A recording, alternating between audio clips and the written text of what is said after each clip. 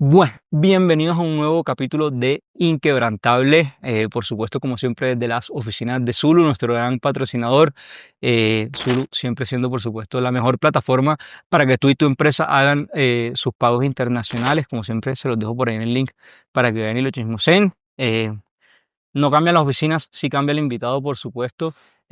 Migramos un poco la historia porque la historia del último capítulo, la verdad, era bastante por fuera de mi zona de confort, si se quiere. Volvemos al mundo de los negocios para yo tener un poquito más de cancha para opinar.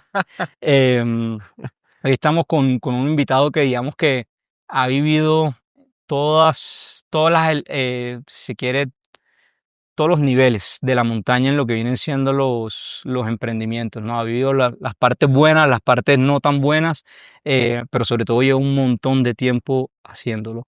Hoy estamos con Juan Sarabia, CEO y fundador de Hola, ¿cierto? Sí, Que nos va a contar, por supuesto vamos a hablar de Hola, pero eh, Hola es reciente. bastante. Hay una Sí, sí, sí, historia sí, sí, sí, sí. bastante más grande detrás de todo eso. Entonces, nada, Juan, bienvenido a la silla de Inquebrantable. Muchas gracias por la invitación, me encanta estar acá y pues feliz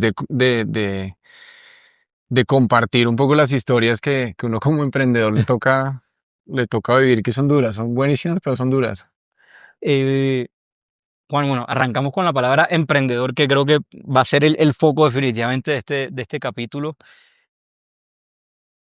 Cuando hablaba con mi hermana, que me dijo, mira, está Juan, qué chévere para la entrevista, la historia de él es súper bacana, y le dije, listo, pásame el LinkedIn, vi tu LinkedIn, y vi, bueno, esta es su educación, todo, trabajó 3 meses, ¡pum!, emprendedor, fundador de tal. Y yo decía, pero espérate, que no estoy viendo. Y realmente es así. Sí. 3 meses después de que tú saliste de la universidad, decidiste emprender.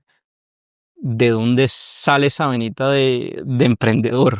Realmente no fue, o sea, no, la historia no empieza después de la universidad. Yo desde el colegio, me estoy devolviendo un resto, pero pues la historia es divertida. Desde el colegio traté de montar una empresa de, de sonido, de parlantes. Yo soy un melómano enfermo, me encanta, oigo música todo el día, es como de mis... Estaba entre ser emprendedor y ser músico y un poco similar a tu historia, dije no, me quiero morir del hambre porque no soy tan bueno. Entonces me fui por el lado de emprendimiento, pero desde el colegio dije yo quiero hacer empresa. Em, ¿De dónde sale el chip? Porque vi a mi papá haciendo empresa toda la vida y la verdad creo que muy rápido me conecté con la idea de construir y sí, de generar empleo sobre todo. Yo quiero saber qué pasó con la empresa de Entonces parlantes. me devuelvo a la empresa de parlantes. Eh, empecé a hacer parlantes a los 16 Ah, pero era años. fabricar los Era parlantes. fabricar los parlantes. O sea, me metí con pues, hardware básicamente, hice unas cajas y me metí a estudiar cómo era la lógica de las ondas y monté unos circuitos para separar las ondas. Tenía 16, 17 años, no tenía ni idea de qué estaba haciendo. Me hice muy amigo, pues, cosas de la vida que pues no vale la pena hacer doble clic, pero terminé muy amigo de una persona que estaba graduando de ingeniería electrónica, pues yo estaba en el colegio, entonces él me ayudó a construir los parlantes, hicimos un par de réplicas, sonaban horrible, pero saqué 3 copias y las vendí y alguien me las compró. Entonces la idea de hacer la empresa viene desde mucho antes de la universidad. Entro a la universidad en segundo semestre con un amigo, nos ponemos a conversar y decidimos traernos 2 representaciones. Una era de unas máquinas que trituraban piedra, cada máquina costaba, no sé, $2 millones. Y otra eran unas máquinas que se usaban para pintar aviones de guerra. No vendimos ni una, obviamente. Afortunadamente no vendimos ni una porque en segundo semestre nos iba a entrar una comisión de $200.000 y creo que no hubiera sabido qué hacer con ese nivel de plata. Vendimos cero. Entonces, ¿De dónde salen esas ideas? Porque, o sea, parlantes, triturar piedras, pintar aviones, como que no veo una temática, sino hay que ninguna. montar algo. Hay que montar algo. Era la ansiedad y la energía de hacer algo, de construir algo, Ya. de hacer parte de algo que está creciendo. Obviamente con absoluta ingenuidad en el colegio y en la universidad, sobre todo en los primeros semestres, porque no había esa esencia de por qué una máquina de triturar piedras. Usted no sabe nada de triturar piedras, usted nunca ha estado metido en una obra, o sea, no tiene nada que hacer con una máquina de piedras. Esa empresa la liquidamos a los 2 semestres, dijimos, esto aquí no, pues esto no tiene ningún sentido. Y después, en la universidad, me encuentro con un socio que me enseña tecnología y me muestra lo que es trabajar con tecnología. Esto les estoy hablando hace, no sé, por ahí 15 o 20, yo creo que 15, 18 años.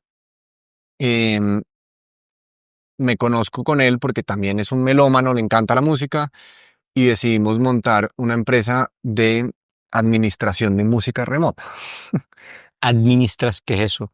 Cuando tú entras a una tienda de ropa, la música de la tienda de ropa está acorde a la marca, a los olores, a los colores, a todo. La sensación completa te acompaña a ti a la marca.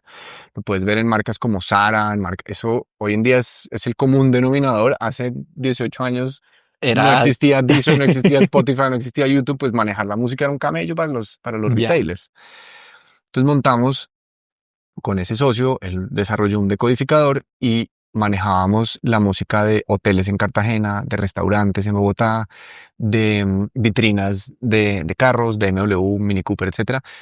Y fue la primera vez en la que yo interactué con un modelo de negocio que tuviera tecnología en el centro.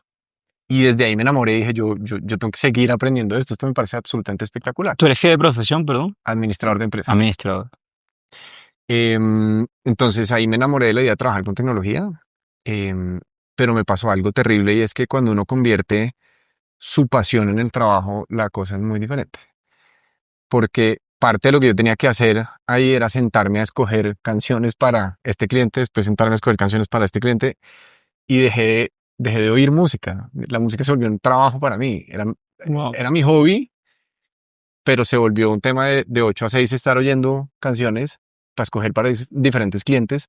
Y cuando llegaba a mi casa, lo último que quería hacer era oír música. Entonces le perdí el gusto a algo que amaba. Es como, no sé, yo no sé si le pasa a un cocinero que un día para otro le toca estar cocinando todo el día y dice, ya no quiero llegar a mi casa a cocinar. No sé si le pasa. Qué No sé. paradójico. Fíjate que hace un par de capítulos tuvimos a Nico Piñeros acá y él Ujú. decía que le fascinaba llegar a su casa a cocinar. Eh, Maravilloso. Yo lo odié, llegaba a mi casa y decía, no, lo último que quiero es poner unos audífonos a seguir oyendo música. wow.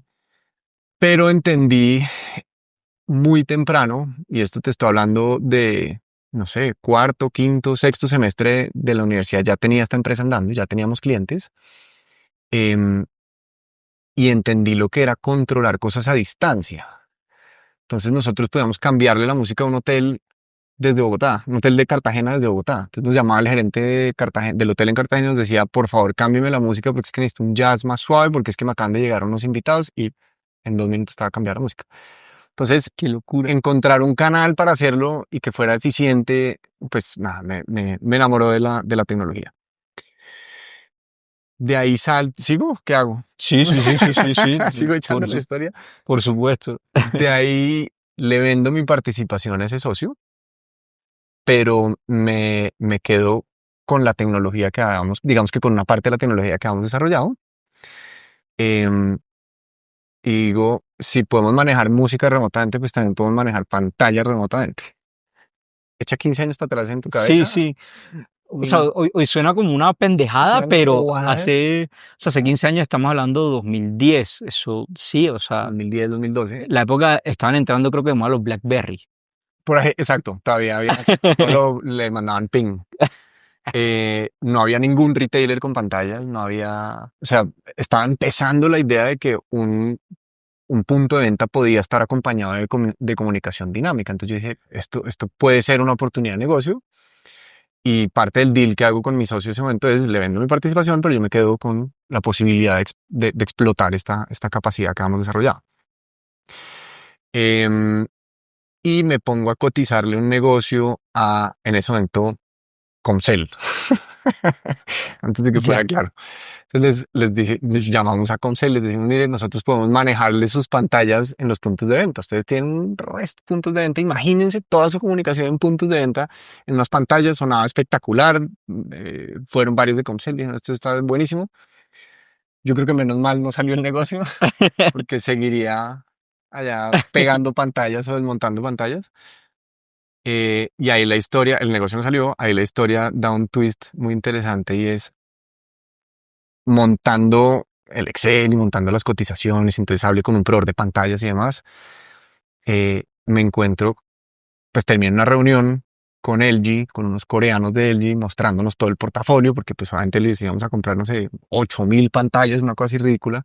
Entonces nos muestran todo el portafolio, nos dicen, miren todo lo que tenemos. Y una de esas pantallas es una pantalla transparente. Pucha, como, espérese un segundo, devuelvo así, muéstreme esa. No, ese es un prototipo que tenemos en Corea, se ha hecho una, nadie la ha comprado. Yo quiero esa vaina, tráigame una de esas vainas, yo quiero saber eso. Y el coreano me dice, pero ¿para qué? Y si no, tengo 3 unidades guardadas en Corea. Y yo quiero una vaina de esas. Efectivamente, logro que me traigan unas pantallas de esas transparentes y monto un MVP en cartón. Cogí una nevera de Coca-Cola, las que uno encuentra en un Ujú. Carulla, y le puse la pantalla transparente en la puerta, la pegué con cartón y la pinté, le puse un vinilo y se la mostré a Bavaria. Le dije, miren, ustedes ahora pueden tener sus cervezas atrás y encima se ve un video, pero el video, la pantalla deja que se vea el producto atrás, en cartón. Y Bavaria dice, yo quiero 20 de esas. Y había 3 en Y Corea. había 3 en Corea. Bueno, ahí pasa una cantidad de locuras con ese negocio, pero salió un negocio con Bavaria a partir de un prototipo en cartón. O sea, cuando uno oye prototipe y no importa si es feo, eso fue un prototipo en cartón y el negocio salió con Bavaria. Fue un negocio espectacular. Creo que de los mejores negocios que he hecho en mi vida. Eh, Después venían los coreanos a ver nosotros cómo lo estábamos haciendo, porque para ellos no les caía, o sea, no les caía en la cabeza que nosotros hubiéramos encontrado una aplicación práctica a la pantalla esta. Eh, Eso nunca lo vi. O sea, no, es que fueron 20 neveras. bueno. Fueron Igual yo estaba muy pequeño, todavía estaba en es Cartagena factible que viviendo, todavía pero estuviera muy chiquito. Em, pero fue un negocio espectacular. Premio de innovación en Bavaria, los que montaban el proyecto. O sea, una vaina muy chévere, la verdad. Y era súper llamativo. Después lo trabajamos con un par de clientes más, güey. Y ahí cometo yo creo que el primer error eh, tangible de mi carrera como emprendedor. Y es que me quedo esperando a que Bavaria me renueve el contrato. Porque era un contrato, yo no le vendía las neveras, sino que se las alquilaba. Y me quedé esperando a que me renovaran el contrato y esa renovación nunca llegó. y no tenías más clientes. Y no tenía más clientes y no tenía, básicamente mi flujo se vino a cero. Em, y eso sumaba a que una vez tratando de bajar una de esas neveras de un camión en Medellín, casi me vuelo un dedo y dije, creo que no quiero cargar neveras en el resto de mi vida, creo que podemos hacer algo más.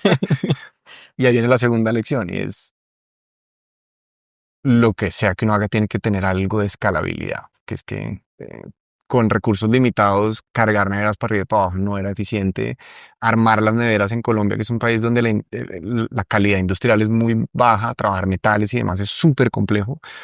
Eh, Ahí dije no.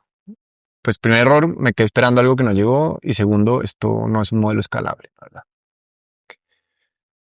En esos últimos años, digamos que en el desarrollo de ese proyecto de las neveras, tengo la fortuna de empezar a trabajar con un gran grupo empresarial colombiano, dos familias caleñas, que desde la universidad me dicen, nosotros queremos trabajar con usted. Tengo un par de conversaciones con los socios de esas empresas y me dicen, nosotros queremos trabajar con usted. Y se vuelven básicamente mis padrinos en todos los negocios que he querido hacer. Ellos siempre han sido el primer cheque, son lo máximo, los adoro, me he hecho, son el gran aliado que uno como emprendedor se sueña tener. Yo los he tenido afortunadamente. ¿Por qué? Porque creían en ti Sí, yo plenamente. creo que me creían las bobadas que decía. Yo hoy en día digo, ustedes, ¿por qué me creían? Eh, pues ¿Por qué crees que te creían y te creen? Entiendo todavía. todavía me creen. No sé, yo creo que me preguntabas por qué aviones de guerra, porque yo creo que es como la energía que uno lleva no importa que sea, pero venga, empujamos y algo aquí va a pasar y yo creo que eso contagia. ¿Será que tal vez es la convicción? Porque acá me pusiste a mí a pensar y ¿qué pasa si yo traigo aviones para... Yo creo que sí, yo creo que me amarro una idea y hago lo que sea que tengan que hacer para sacarla adelante. Eso sí está en mi, en mi ser, pues. me cuesta mucho renunciar a las cosas. Una Ok. vez me decido cuál es el camino, no importan las renuncias que tenga que hacer a nivel personal. Muchas veces, unas que hoy en día digo no las volvería a hacer, pero me caso con algo y para adelante nos fuimos. Entonces yo creo que, pues a tu pregunta, supongo que eso les gustó, los enamoró de ver a una persona como con un nivel de convicción, de pronto con ideas no tan buenas, pero decidido. Y a ver, ya vamos a terminar en ese pedacito que termina en logro, supongo, Ujú. que va a ser como el gran grueso de esta historia, porque creo que es como la piedra angular Sí. de tu carrera como emprendedor. Em, pero te quería hacer dos preguntas. En este camino de emprendimiento, eh, digamos que los sacrificios son grandes. ¿Cómo es Ujú. la vida personal de un emprendedor? Mm, Porque el que trabaja de 9 a 5 va a trabajar de 9 a 5 y bueno, obviamente a las diferentes condiciones de cada uno, pero al final del día digamos que su vida laboral tiene un principio y un fin, entre comillas, ¿no? ujú. En mí el emprendedor entiendo que no. Yo creo que depende un poco de... No, voy a corregir la respuesta. Mi experiencia como emprendedor cuando empecé, pues ya les conté el capítulo de las neveras, mi experiencia como emprendedor, ¿cuál era? El sueldo que se le pagaba al diseñador que me acompañaba en el proceso, él muchas veces me invitaba a mí a almorzar, porque yo no tenía con qué almorzar. Un gran tipo, el paisa, y él me invitaba a mí a almorzar a veces porque yo no tenía, literalmente no tenía con qué almorzar. Entonces yo iba a la oficina, pues, teníamos una oficina chiquita, y me tocaba decirle, man, ayúdeme porque en verdad no tengo con qué almorzar. Cuando salga el negocio, pues miramos a ver cómo hacemos. Entonces, la vida del emprendedor, sobre todo empezando, es muy dura en flujo de caja personal. Eh, Cuando mis amigos ya estaban recibiendo sueldo, primas, vacaciones pagadas y demás, mi diseñador me pagaba a mí el almuerzo. Entonces el flujo de caja personal es muy apretado, eh, y eso hace que uno haga muchas renuncias en general, paseos. Me acuerdo que tuve un par de matrimonios de grandes amigos míos que simplemente no fui porque no tenía plata para ir al matrimonio. em, Y eso retrasa muchos procesos personales. No sé, casarse, ni siquiera un poco más atrás, eh, abrir un apartamento para uno solo, independizarse, casarse, irse de vacaciones, cambiar el carro. Hay una cantidad de cosas que pues, se empiezan a postergar porque obviamente el flujo de caja no es el mejor. Porque cuando uno está absolutamente convencido de que algo va a funcionar y uno está convencido de que eso es lo que quiere hacer, cada centavo que le entra a uno se va otra vez para allá. Y uno lo hace con todo el cariño y con todo el amor del mundo porque dice, yo quiero empujar esto y que salga Con adelante, toda la convicción. con toda la convicción del mundo.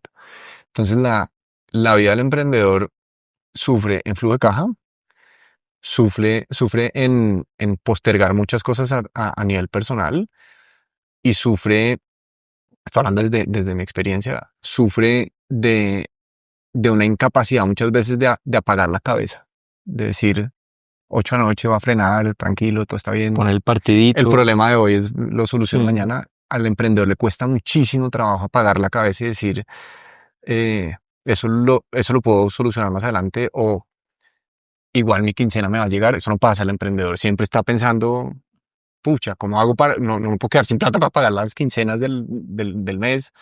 Entonces la cabeza es muy desgastante, o por lo menos me pasa a mí, es muy desgastante lidiar con un cerebro que está constantemente buscando cuáles son todos los problemas que hay que solucionar y tratar de ir escogiendo dónde pone uno la energía para solucionarlos.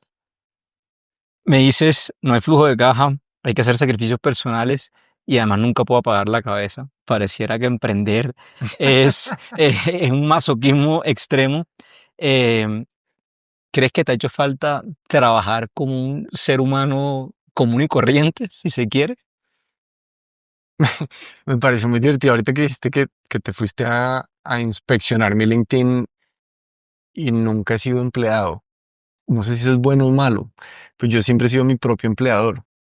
Bueno, hasta después del oro que sí me tocó emplearme, pero fue unas condiciones muy particulares que ahorita los charlamos. Pero yo siempre he sido mi propio empleador.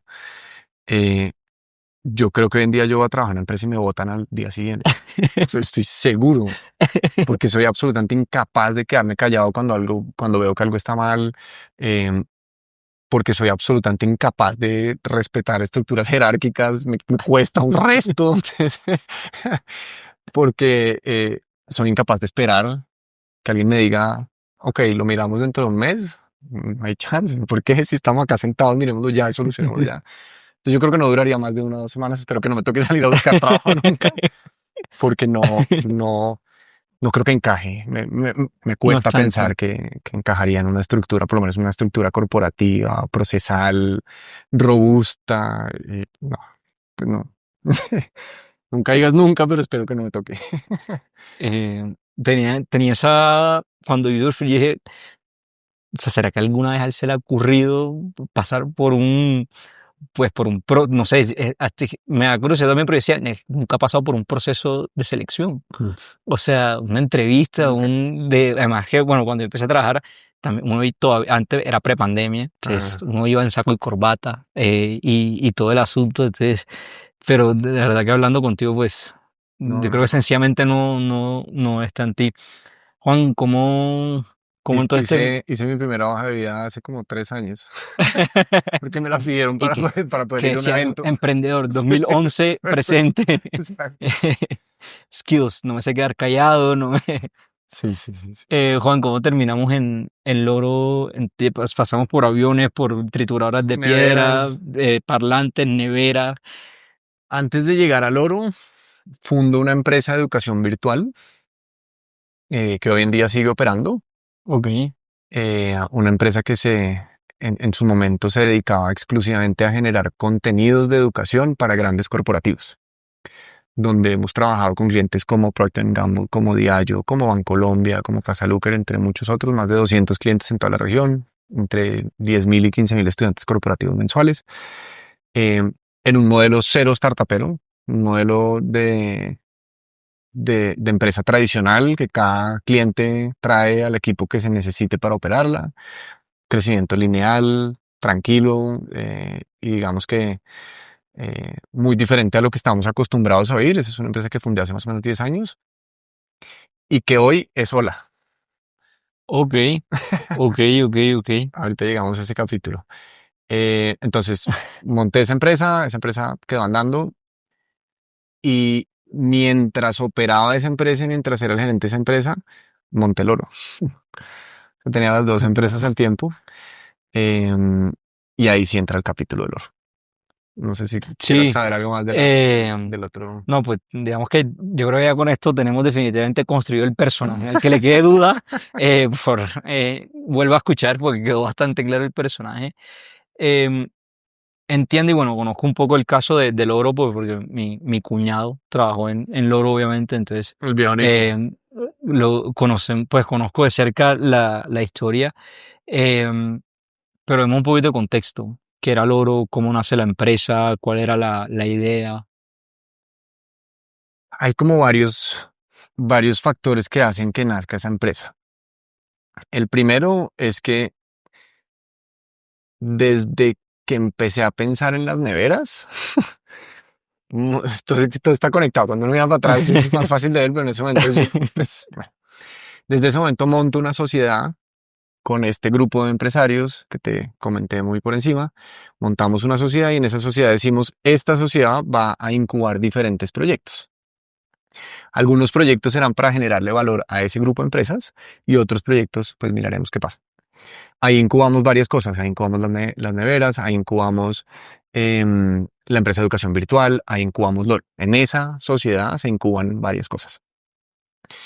¿Por qué nace el oro? Porque en la empresa de educación virtual la velocidad del B2B me empieza a generar, yo creo que rasquiña, y no es suficiente la adrenalina de estar buscando y esperando al cliente a que tome la decisión. Y digo yo quiero montar una segunda empresa.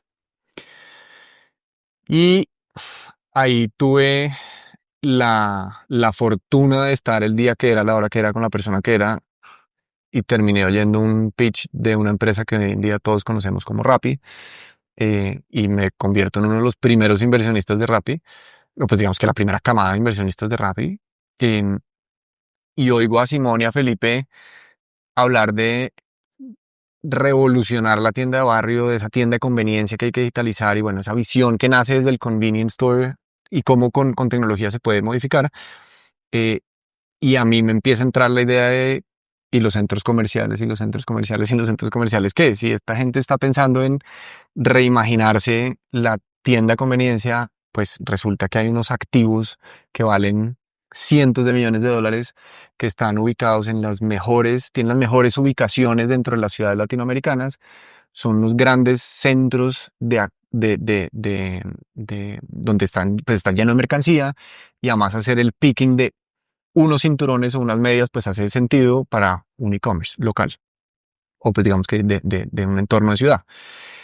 Em, Ahí se acercan otras personas que son Camilo Tobón, los hermanos Obregón, bueno, y armamos como un equipo y eso empieza a coger tracción, esa idea y a decir, montemos un marketplace que le ayude a los centros comerciales a explotar aún más su ubicación geográfica dentro de las ciudades latinoamericanas, que es muy diferente a las ciudades gringas.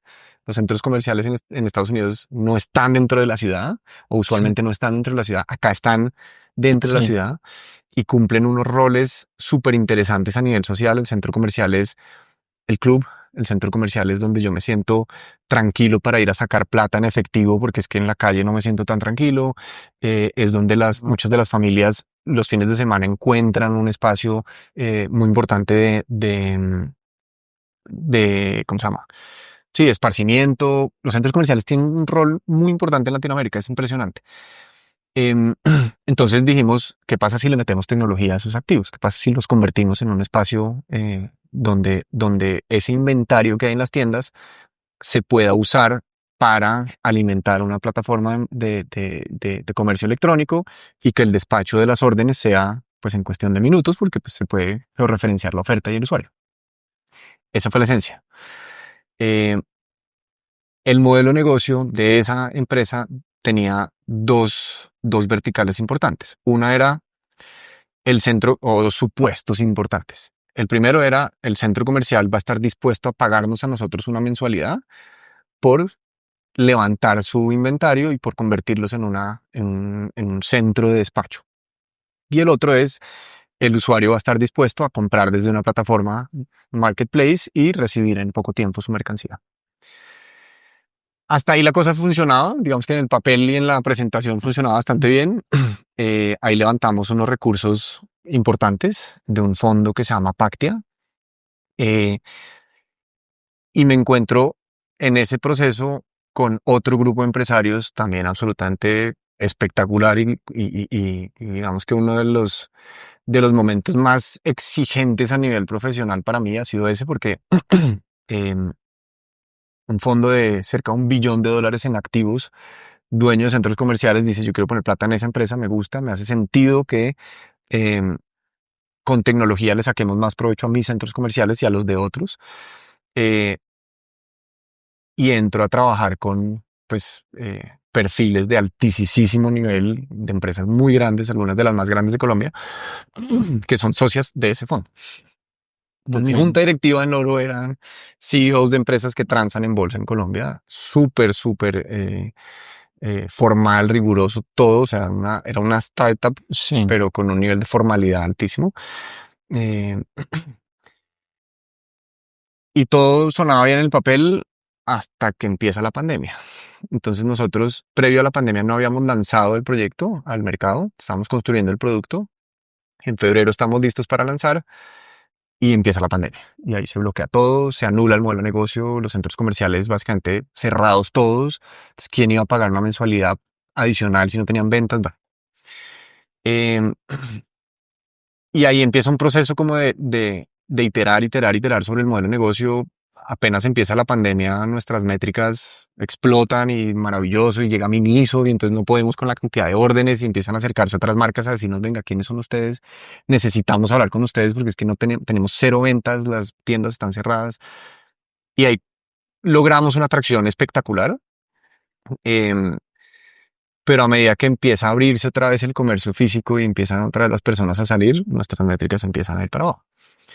Em, Entonces, digamos que hay varios aprendizajes y es, uno, nos demoramos mucho en salir al mercado. Dos, ¿Por qué se demoraron? ¿Por qué crees que se demoraron mucho? ¿Crees que hay algo que se haya podido acortar en ese proceso? yo pensaría que sí. Sobre todo hoy en día, con todo lo que hay en AI y demás, pues hacer prototipos es mucho más sencillo y mucho más rápido. Pero en ese momento, pues uno probablemente no tenía la experiencia para entender lo importante que era salir al mercado rápido. Pero dos, cuando uno piensa en aplicativos que son, o en aplicaciones que son para el consumidor final, eh, el nivel de tolerancia a una tecnología que no funcione bien es nulo.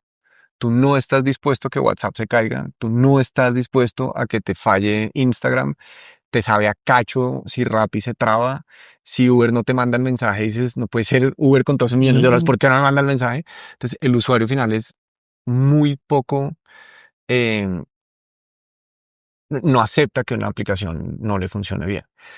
Y obviamente llegar a tener una tecnología que funcione perfecto, pues vale mucha plata y requiere tiempo. Entonces, nosotros cuando ya nos estábamos acercando a tener una tecnología que era muy estable, nuestras métricas empezaron, o sea, nos demoramos mm. mucho en tener una tecnología que tuviera ese nivel de estabilidad. Em, entonces, ¿por qué nos demoramos? Por la complejidad de la tecnología que estábamos construyendo, por, me atrevo a decir, por falta de experiencia también en entender muy bien qué era lo que teníamos que construir. También era un negocio completamente nuevo para ti, o sea, Y era no era una industria ni un tipo de modelo de negocio que ya conocías previamente. y súper complejo además, porque tocaba hacer el, la pata para el cliente final, para el usuario final. Entonces hay que hacerla en iOS, en Android, en web, con toda su versionamiento y demás. Pero el centro comercial también necesita un dashboard y la tienda también necesita un dashboard. Pero es que resulta que la tienda no es una tienda, sino que es una marca que tiene N tiendas. Entonces, a nivel tecnológico, el monstruo, bueno, y entonces tenemos que leer los inventarios, porque es que no puedo vender algo que no existe, entonces tengo que conectarme al inventario. Ish. Entonces, a nivel tecnológico fue un monstruo bien interesante de construir, pero pues complejo, que tomó más tiempo del que tuvimos y que costaba más de lo que habíamos presupuestado inicialmente. Sí. Em, digamos que, bueno, me cuentas, a caer las métricas porque se fueron demorando en salir al mercado. ¿Qué empieza a pasar después de ahí, de la caída de las métricas? Se caen las Ahí, métricas porque la gente vuelve a salir a la calle. Acuérdate que estábamos en pandemia, el país sí, bloqueado, todo el mundo comprando lo que fuera que le pusieran al frente sí. y todos los e-commerce crecieron. Todos. O sea, no hay uno solo que no ha crecido en la pandemia, por lo menos en Colombia. Abren el comercio y las métricas empiezan a caer, Fuimos también el país con uno de los encierros más más largos, largos y más agresivos en términos de bloqueos, de confinamiento, sí. confinamiento. Empiezan a caer las métricas y la realidad es que nosotros no teníamos product market fit. Nosotros lo que habíamos logrado, tuvimos un product market fit, em, ¿cuál sería el término? Un product market fit obligado por unas circunstancias globales, pero no había un product market fit. Eh, y eso se empieza a sentir inmediatamente cuando ya el confinamiento lo empiezan a abrir. Eh, la gente solamente pide si le damos un cupón, la gente solamente pide si tiene algún descuento la mercancía, bueno, etcétera. Y ahí es donde la billetera, pues siempre hay gente con billeteras o siempre hay empresas con billeteras más grandes. Entonces ahí básicamente estábamos compitiendo contra Linio, contra Dafiti, contra inclusive Rapimol que se abrió por esas épocas, no sé, Mercado Libre, Amazon, pues Sí. nosotros éramos así de grandes. Entonces el empujón que nos dio la pandemia se desaparece. Y ahí empezamos a tratar de levantar más recursos con el, con la falsa expectativa que tiene el emprendedor primerizo y es que con más plata soluciona el problema.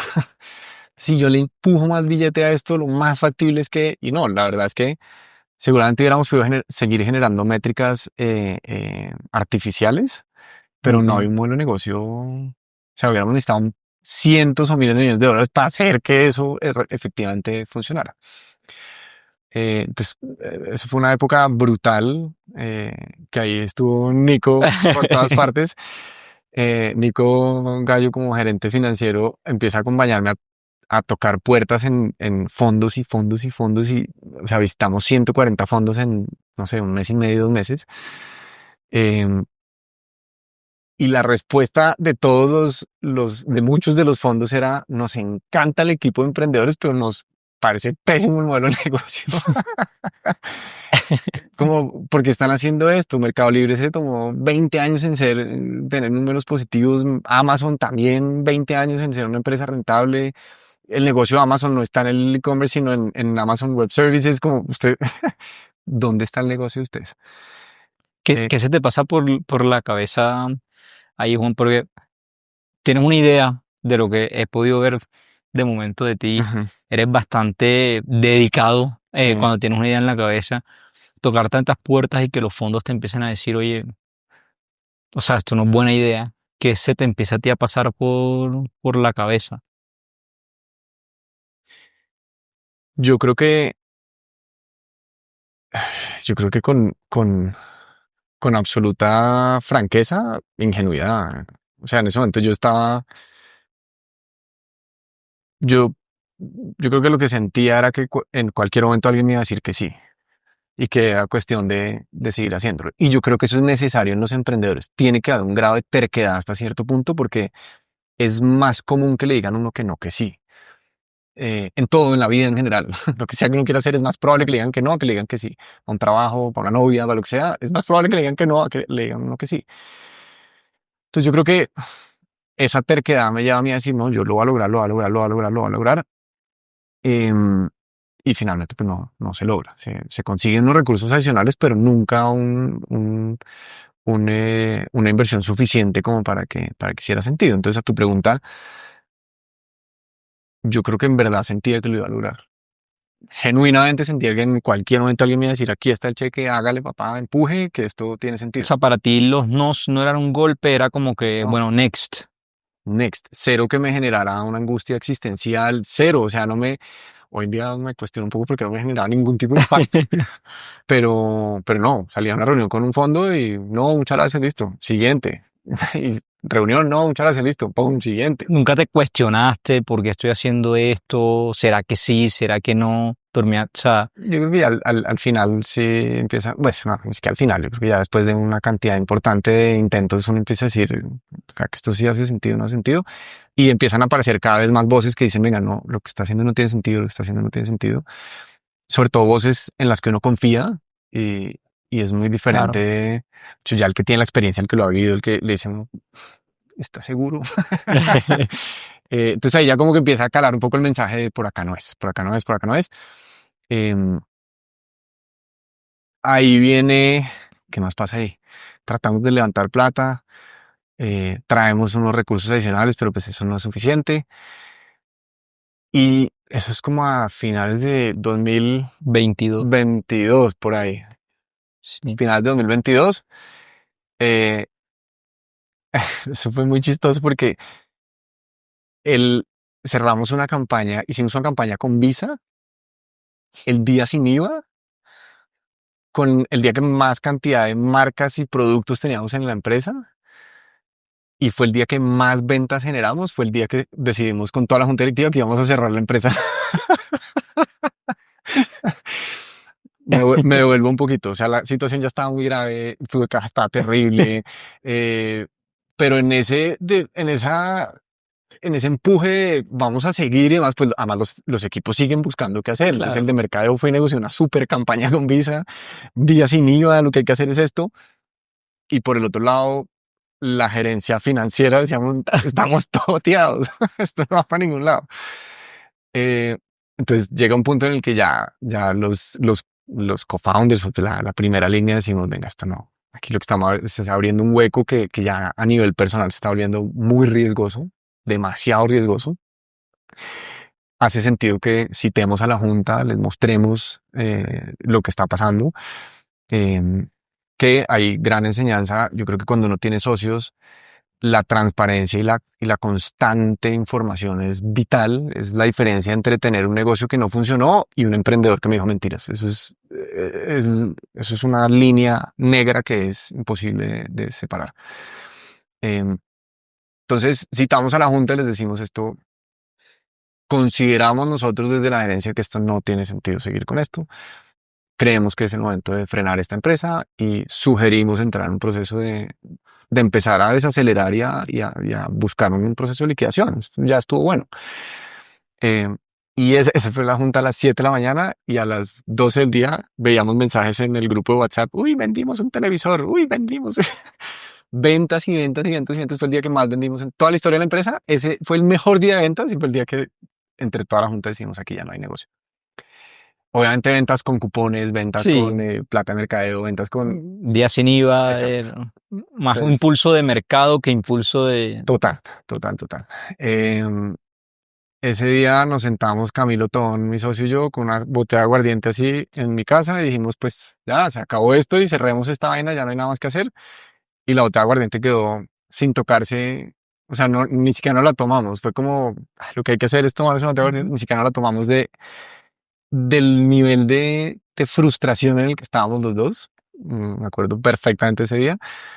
Eh, y ya, y de ahí para adelante empieza un proceso de, venga, hay que hablar con los equipos, hay que decirles que esto se acabó, entonces ¿Cómo hable. es esa conversación? Ay, yo lo comparo como ir en una bicicleta a toda, que viene uno con tracción y además el mejor día de ventas, entonces va uno a toda y te caes y duras restregándote por el pavimento un año mientras terminas de liquidar. El más, yo creo, para mí el más duro fue el más duro y el más emotivo probablemente fue el del equipo, porque empezamos a llamar como células del equipo por separado, a decirles, venga, la realidad es que pasó esto, pasó esto, pasó esto, no hay más caja y la decisión sana en este momento es cerrar esta empresa. Tengo que pedirles el favor de que renuncien, porque es que si no renuncian, la probabilidad de que haya una indemnización pues, tiende a cero. Cero, les tengo que pedir el favor de que renuncien. Y la respuesta del 99% del equipo es, nosotros creemos que usted va a sacar esto adelante, nosotros seguimos trabajando gratis. No, ¿cómo así? Más del nivel de convicción que había en el equipo y que hemos logrado en la cultura del equipo, que la mayoría del equipo nos dice, tranqui, nosotros sabemos que usted va a solucionar esto, aquí seguimos. No, no, no, es que le estoy diciendo que ya no hay nada más que hacer. No, no, no, tranquilo. Nos avisa. No, no, en verdad necesito que renuncien porque no hay nada más que hacer. Y yo creo que eso es como una de las palmaditas en la espalda que me daré por lo menos hasta que haya un nuevo capítulo, después no haya uno similar. Pero el nivel de convicción y de magia y de afecto que había del equipo por el proyecto era a ese nivel. Al nivel de decir, estoy dispuesto a renunciar a mi sueldo, esto lo vamos a sacar adelante. Wow. Que eso es muy diciente pues, para un equipo de emprendimiento y para un emprendedor en general. Entonces ahí saca uno al equipo, o pues no, el equipo se va más bien, y empieza como a desacelerarse lentamente la empresa hasta que ya uno empieza a hablar con los acreedores, a decirle, te debo Tanto. 100, te puedo dar uno, hay un computador, si no lo tomas tú va a pasar al siguiente. Entonces ahí es donde digo que es un proceso muy largo porque media hora de una llamada con un acreedor es el equivalente a un mes de trabajo. O sea, te drena la energía totalmente. Es ponerle la cara. Pues parte de lo que dije es, yo enamoré al equipo para traerlo acá. Yo como gerente le pongo la cara a decirles no hay más. Yo enamoré a los proveedores para que trabajaran conmigo. Venga, yo le pongo la cara a los proveedores. Yo enamoré a las marcas para que se subieran acá. Venga, yo le pongo la cara a los proveedores. Entonces, perdón. Parte de lo que dije es, yo voy a poner la cara en el proceso completo. Yo voy a llamar a los inversionistas a decirles que se perdió la plata o pues que ya no hay nada por recuperar. Yo voy a poner la cara al equipo, yo voy a poner la cara a los proveedores, yo voy a poner la cara a los clientes. Porque eso es lo que tiene que hacer un empresario serio. En las buenas estar, en las regulares estar, en las pésimas definitivamente estar. Esconderse definitivamente no es una opción. Pero no esconderse y poner la cara y estar significa un desgaste emocional muy bravo, muy, muy bravo. Te voy a preguntar, porque me has contado el proceso de cómo lo pasa la empresa, Sí. eh, cómo es el proceso a nivel personal, porque estas conversaciones claramente son desgastantes. Pero luego está la conversación interna, ¿no? Ujú, Que, ¿cómo eran tus, o sea, me dices que además es un proceso de un año. ujú. Llegabas a tu casa todos los días y te sentabas en la cama y ¿qué ibas pensando? Llego a mi casa es un decir, porque parte de lo que pasa durante la pandemia y cuando empiezo a ver que la cosa no va bien es devuelvo la oficina, una oficina que teníamos, un monumento al ego, la cosa más espectacular del mundo, una oficina de 200 metros cuadrados donde estaban mis dos empresas, 70 empleados, me he hecho una berraquera con el logo en la entrada, monumento al ego, 100%, salas de juntas, una escalera para sentar a todo el mundo y evangelizarlos Y y convencerlos. convencerlos. Además, un ambiente del carajo súper dinámico, con una velocidad realmente. Google en Bogotá. O sea, yo no. El mejor momento de mi vida era llegar a la oficina y ver esa vaina así como súper llena de energía. Para mí era lo máximo, lo máximo. Lo estoy inventando como Wall Street de me quedo. Me quedo. Eh, entonces, durante la pandemia, ¿qué pasa? Yo afortunadamente tomo la decisión de llamar al dueño de la oficina y decirle, "Vea, esto no sabemos hasta dónde va, bájeme la arriendo". Me dicen, yo no se lo puedo bajar. Perfecto, le devuelvo la oficina porque el contrato se va a renovar, entonces no lo renuevo. Afortunadamente tomé esa decisión porque era un arriendo carísimo. Y la segunda decisión que tomo eh, con mi hoy esposa, que le tocó aguantarse en ese momento de noviazgo, la quiebra, todo, fue, yo creo que devolvamos el apartamento y me voy a vivir a la casa de mis papás y de mis suegros, 2 semanas acá, 2 semanas allá. Porque el nivel de incertidumbre era Wow. tan alto, que yo dije, pues lo peor que me puede pasar es quedarme sin trabajo, quedar endeudado y además tener que pagar un arriendo, pues está agresivo. Eh, Tú convenciste a tu novia. O sea, yo creo que este va a ser el granito del que tú convences a tu novia de la vida que tenemos juntos, deshagámosla y vamos a pasar 2 semanas en la casa de mis papás y 2 semanas en la casa de tus papás. Eh, no, no es que yo lo haya convencido, yo creo que fue muy fácil tomar la decisión, porque vuelve a lo que hablábamos ahorita, la vida del emprendedor no es opulenta. La vida del emprendedor es un apartamento así de grande, sin puertas, el baño principal, a Valeria le emberraca que yo diga esto, pero el baño principal no tenía puerta, entonces era un apartamento tan chiquito que el baño no tenía puerta. Entonces, pues empieza la pandemia, todo el mundo así sufriendo, además, entramos los dos al apartamento, nos miramos y dijimos, nos vamos a matar acá. Afortunadamente devolvimos el apartamento porque no era un espacio hecho para que dos personas vivieran, un espacio hecho para un soltero que de un día para otro trajo una novia, pero que el plan nunca hubiera sido quedarse allá. Entonces, convivir encerrados sufriendo porque si uno salía al mercado pronto se moría, eh, pues no era el mejor espacio. Y los dos teníamos llamadas todo el día y como no había puertas, entonces el ruido del otro hablando, sí, dijimos, ni para no, que se metieran en el baño, porque pues tampoco ni había para qué, puertas. no había ni siquiera posibilidad de encerrarse en el baño. Entonces dijimos, muy inteligentemente, pienso yo, los dos dijimos, nos vamos a matar acá, venga. Y además es que fue una discusión, fue nada. Llegamos con las bolsas de mercado, nos miramos y no, esto no va a funcionar acá. Bueno, entonces no llegabas a tu casa, llegabas a la casa de tus suegros, De mis suegros o de mis papás. Una, te sentabas en la cama y después de esos días tan largos de conversaciones difíciles, eso, ahí, lo interesante es que no nos fuimos a la casa de nuestros papás después de que se quebrara la empresa, sino bastante antes de que se quebrara la empresa, porque yo de alguna manera eso que no siente el futuro, dije, esta vaina tiene demasiadas complicaciones. em, Entonces, los 140 fondos con los que hablamos era desde la casa de mis papás o desde la casa de mis suegros. A las 10 11 de la noche yo no podía ni hablar, mamado, o sea, absolutamente destruido de la cantidad de conversaciones que tenía yo de viernes a domingo trabajando. Entonces conecto con lo que te decía al principio, posterga uno muchas cosas a nivel personal y posterga uno estar en una comida, realmente estar en la comida, no es estar pensando en otra cosa, sino estar en la comida con sus suegros o con sus papás o con su novia, porque tu cabeza está en los 2.800 cosas que tienes que solucionar. Sabiendo que estás muy cerca de quebrarte, que no estás levantando plata, tienes en tu cabeza el CRM, todos los fondos que has visitado y no está funcionando, entonces te imaginas que hay que hacerle al deck, entonces venga, ajustemos el pitch, pero hay que hablar con tu cabeza no está presente en lo más mínimo. Estoy viendo esa revista de Elon Musk y yo digo, yo no sé ese man cómo hace cómo hace para estar presente, en verdad, me cuesta mucho pensar que alguien tiene la capacidad de estar presente con ese nivel de chicharrones.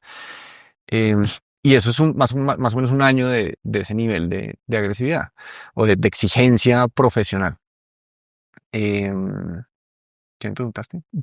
¿Cuál es el impacto emocional de eso en ti? Porque supongo que esa experiencia, pues por lo menos en ese pedazo de tu vida, te ha habido que haber transformado de manera profunda, ¿no?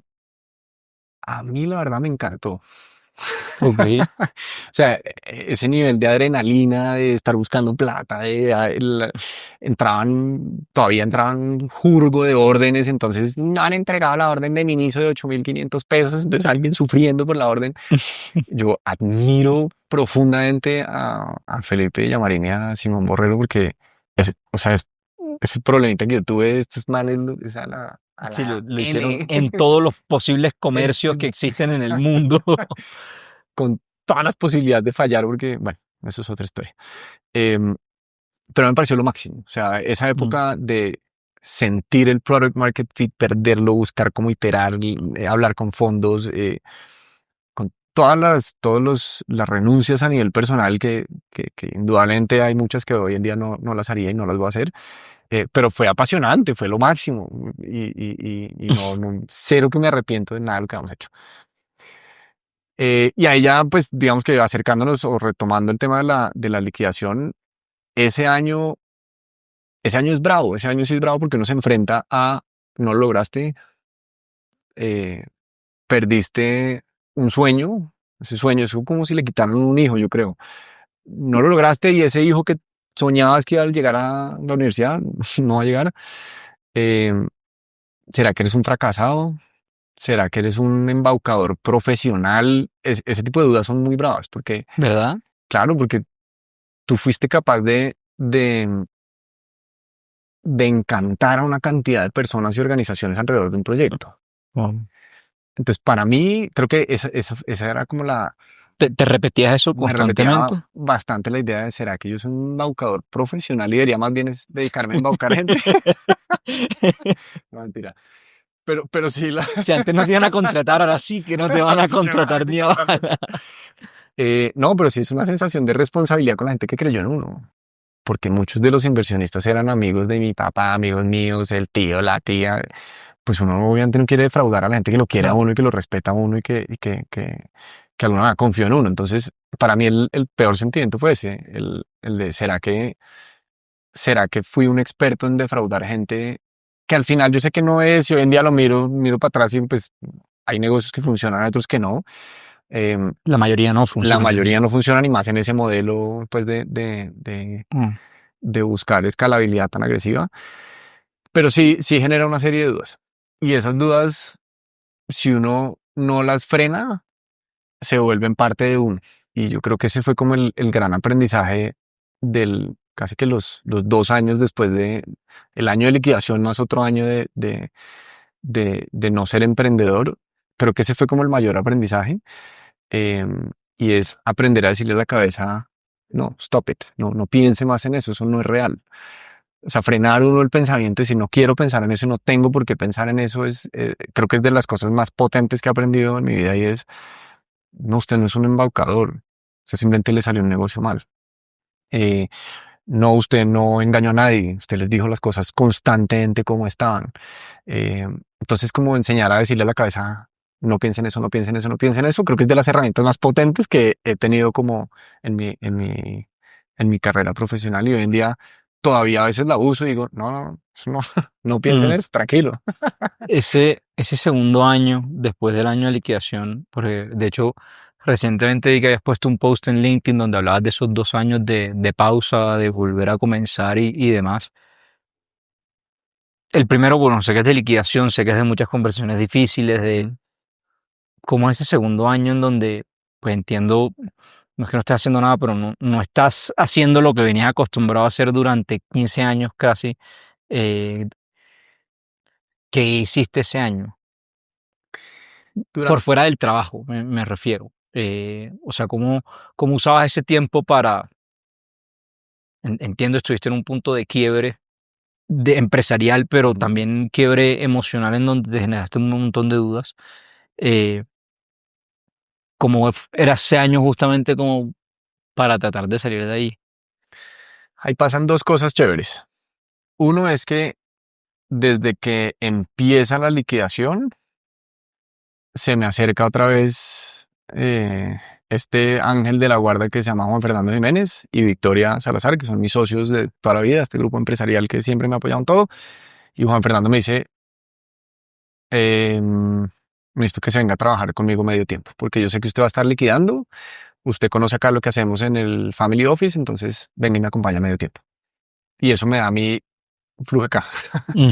porque es que un emprendedor quebrado es que la tarjeta de crédito estaba reventada con la posibilidad de pronto de tener que responder en algo sobre las deudas, etcétera, pues están en una situación muy compleja.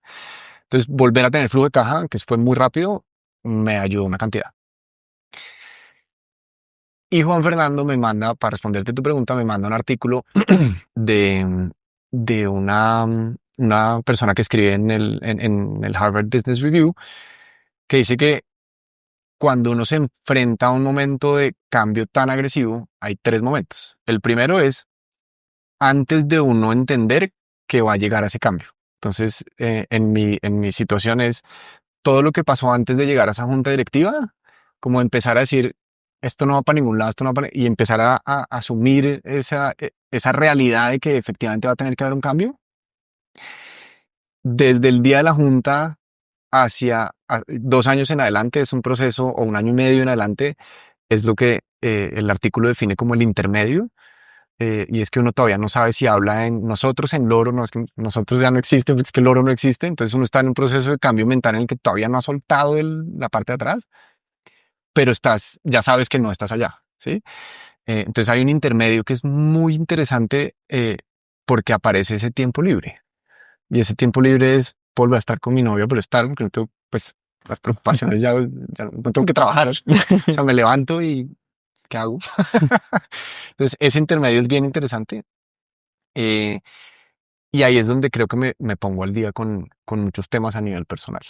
Oiga, venga, busquemos otra vez un apartamento. Creo que se profundiza mucho mi relación personal con mi novia, que hoy es mi esposa.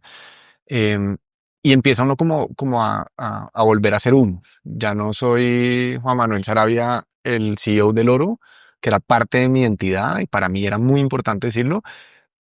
Pues esa parte se fue, ya no existe, no me sirve nada decir que soy ex CEO de una empresa que yo quebré, no tiene nada de sexy. Entonces ese intermedio es muy interesante. Em, y ahí creo que hay un proceso como de conocerse uno mismo que es mucho más profundo que inclusive cuando uno está en el ajetreo del startup. Eh, ¿Conociste otro Juan? Total, 100%, 100%. El Juan desocupado. El desocupado, el que a veces dice, no sé, ¿será que yo sí quiero volver a emprender? Como lleno de dudas, también me conocí en esa versión. Em, pero me gusta más el super Juan que es capaz de levantar plata, que es capaz de enfrentarse a todos los retos, que es capaz de vender, que esa versión me gusta mucho más. Entonces ese intermedio es bien interesante. ¿Cómo se, cuál es la etapa que viene después del intermedio? Ahí trabajo 2 años en el Family Office con Juan Fernando Jiménez. En, Muy chévere porque era acompañar empresas que yo conocía de primera mano y estar del otro lado de la mesa. Entonces, hablar con el equipo de Rappi y decirles que cómo van, porque ellos son inversionistas en Rappi, y hablar con N empresas más donde el Family Office ha invertido, pero estar del otro lado de la mesa. Entonces, fue muy, muy agradable conocer lo que se siente estar del lado del inversionista. Ahí estoy un buen rato y ahí es donde vuelve a aprenderse un poco como la llama a decir yo quiero volver quiero volver a buscar problemas, básicamente. Eh, y en ese proceso, puta, es que ahora que lo pienso en verdad, qué man tan inquieto. Mientras estaba trabajando en el Family Office, decidí que quería volver a ser el gerente de la empresa de educación virtual, entonces tenía dos trabajos al tiempo. Em, y ahí empiezo a pensar, esta empresa tiene un potencial escondido que todavía como que no lo identifico, no lo identifico. eh, y empiezo a construir en mi cabeza lo que podría ser una visión de esa empresa de tecnología, con todos los aprendizajes que ya he vivido, y dónde me gustaría ponerla hasta que llegue al punto en el que le digo a Juan Fernando lo máximo, pero ahora nos vamos para allá. Y el Family Office vuelve y dice, queremos ser el primer cheque en rehacer esa empresa, y eso hoy en día se llama Hola. Wow. Porque, a ver, es interesante porque todas esas dudas que tienes y demás parecían estar de cierta manera en ti, con toda razón, Sí. ¿no?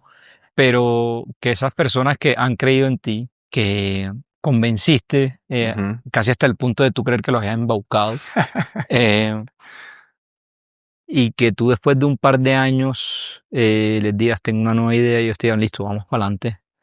Eso, de cierta manera, para ti tiene que ser Sí, un total. espaldarazo y un golpe de confianza. Es decir, soy un emprendedor más que les falló la idea 100%. y listo. ¿Cómo es entonces volver a empezar, Juan? Porque em, pues cargas una maletica de cierta manera que entiendo durante un tiempo te pesó. Ujú. em, Estás volviendo a empezar. ¿Qué se te pasa por la cabeza? ¿Tienes fantasmas, entre comillas, si se quiere, del oro? ¿Para ti es un comienzo, digamos que nuevo, sin que no arrastra nada? No, yo creo que si uno sí arrastra muchas cosas, pero ya se convirtieron fue en enseñanzas, no, Ok. ya dejaron de ser, ¿cómo se podría denominar?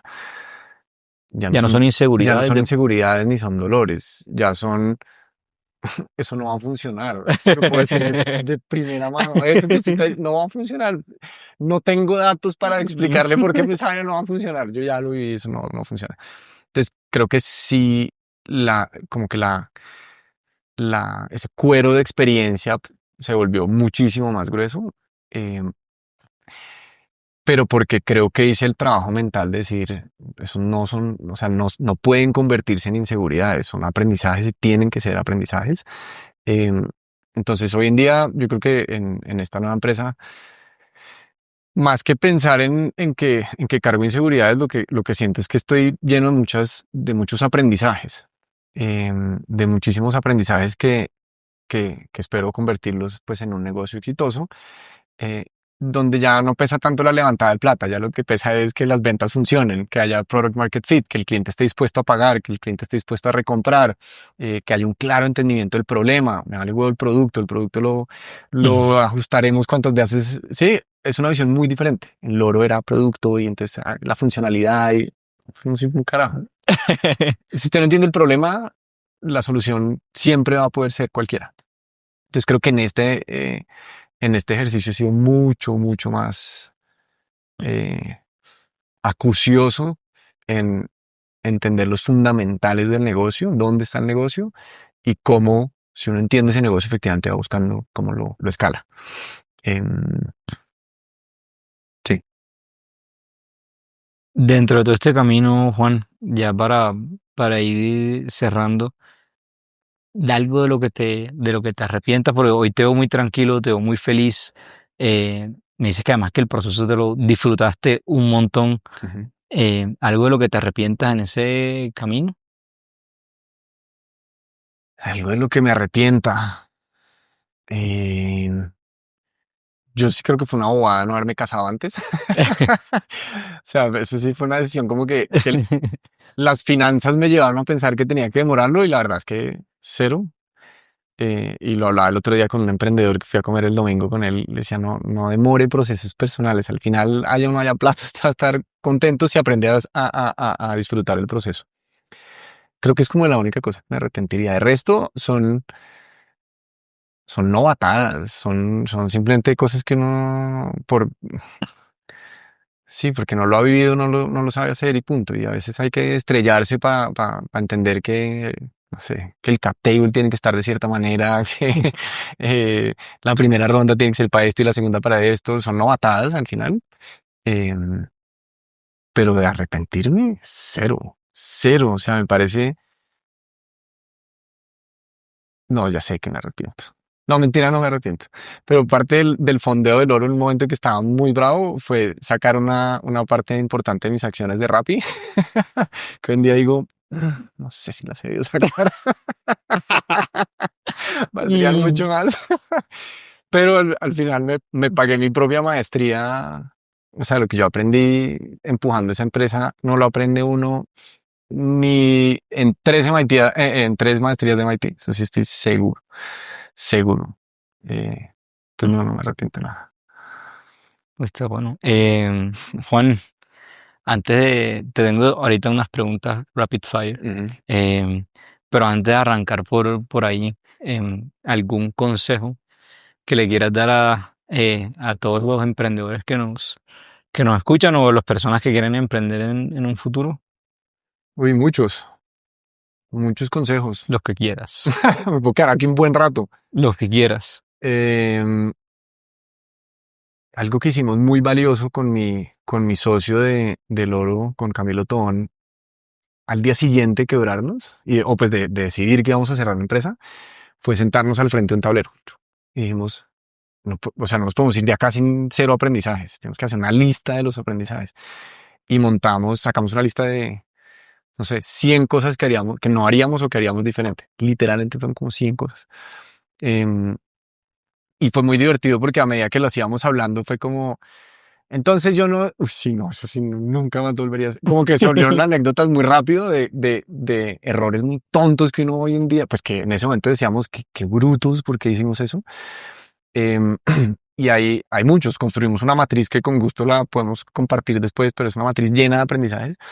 Pero el principal aprendizaje es si uno no entiende su problema, el problema que está solucionando, nunca va a poder construir una propuesta de valor que el cliente entienda. Es así de sencillo. Si yo no entiendo el problema, mi propuesta de valor siempre va a ser difusa. Y si es difusa, mi cliente nunca me va a entender. Y si mi cliente no me entiende, nunca va a poder competir. Para mí no hay una ecuación más básica que esa. Dicen por ahí, enamórate del problema y no de la solución. 100%. Lo que pasa es que uno lo oye y lo repite y lo invitan a uno a hablar y uno dice, enamórate del problema, no de la solución. Y va y hace todo lo opuesto. Entonces, este sería el principal. Y el segundo es, no levanten plata. No levanten plata hasta que no estén 100% seguros que el modelo de negocio que están trabajando efectivamente es un modelo que se merece, o no es que se merece, que hace sentido llevar al modelo de venture capital o de capital de riesgo. No todas las empresas ni todos los modelos de negocio hace sentido meterlos en un modelo de capital de riesgo.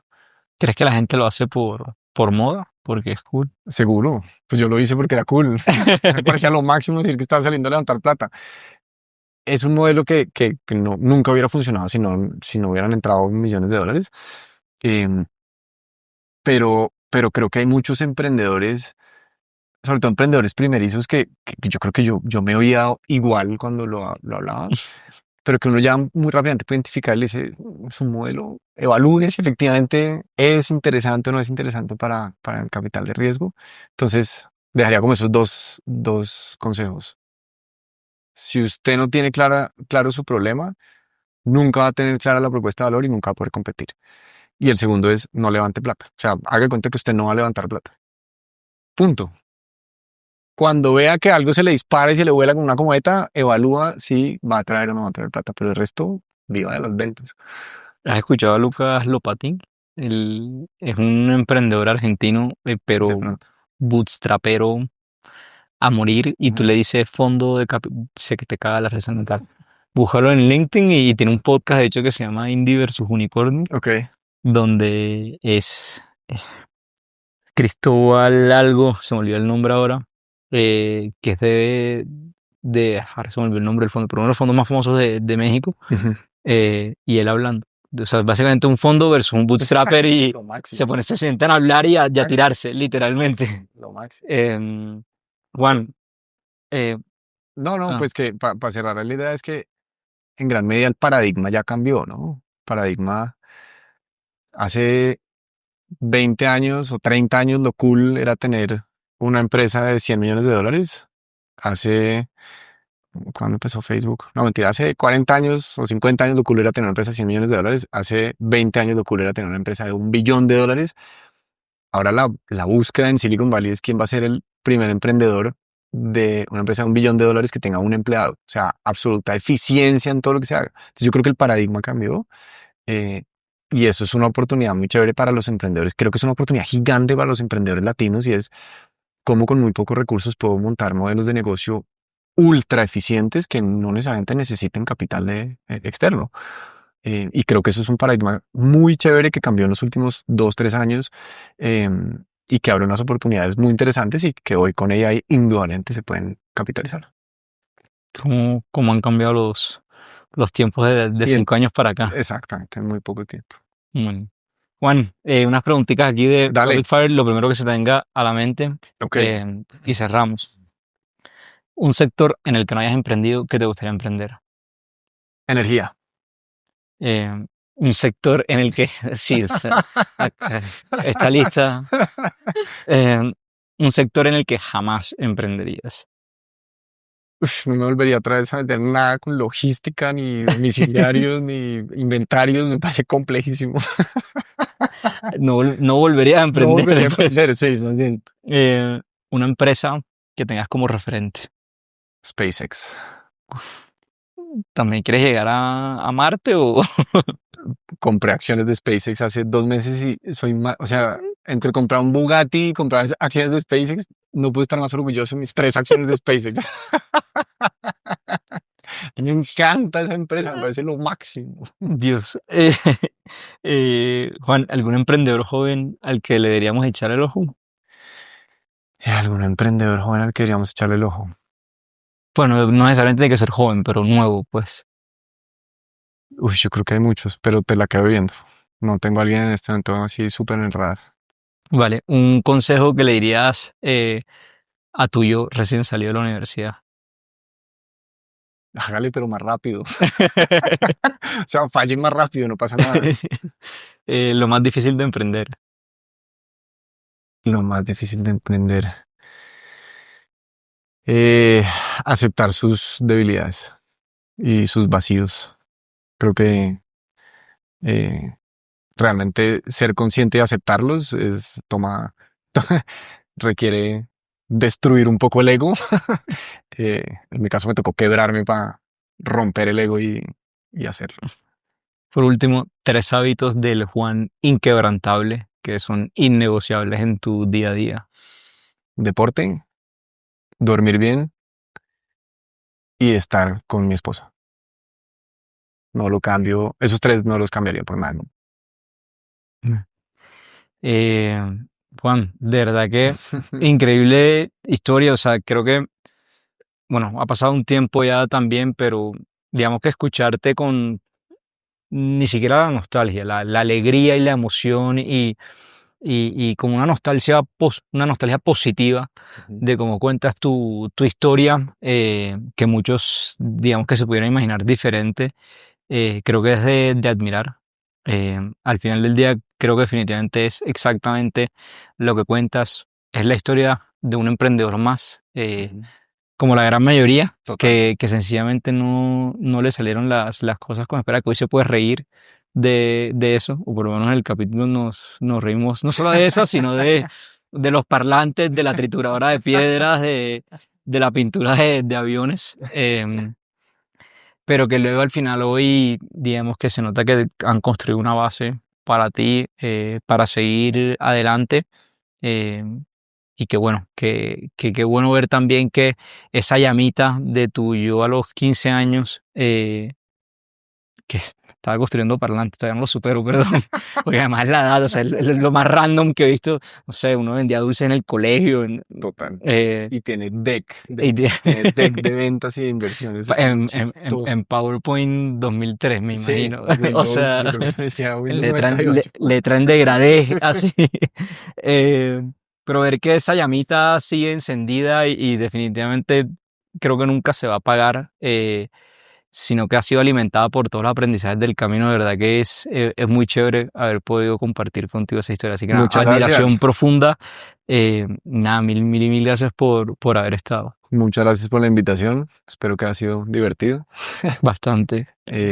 Y bueno, nada, aquí a la orden para el que necesite algo de advice. Y si sirvo, maravilloso. Buenísimo. Bueno, se me olvidó hacer la pausa de entretiempo, me van a regañar, pero les recuerdo que bueno, a todos los que nos escucharon, la pausa de entretiempo, que yo siempre una pausa Ya, como ya, de ya, ya, síganos ya, y ya, ya. se me olvidó hacerla, pero aprovecho y lo hago al final.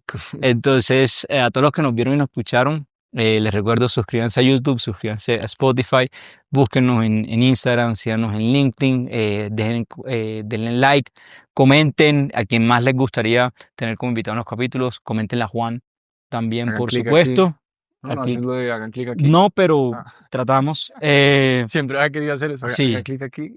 Acá les ponemos el link de hola para que vayan y lo chismosen. Hay que decirle ahora a la editora, nos van a cobrar más, pero bueno. Para que vayan y chequen hola ahí. Y, y nada, síganos en todas las redes sociales. Agradecer, por supuesto, como siempre, a Zulu, la mejor plataforma para que tú y tu empresa hagan sus pagos internacionales. Y bueno, nada, los saludó, los habló hoy su host Álvaro Llamas. Nos vemos y nos escuchamos en una próxima ocasión.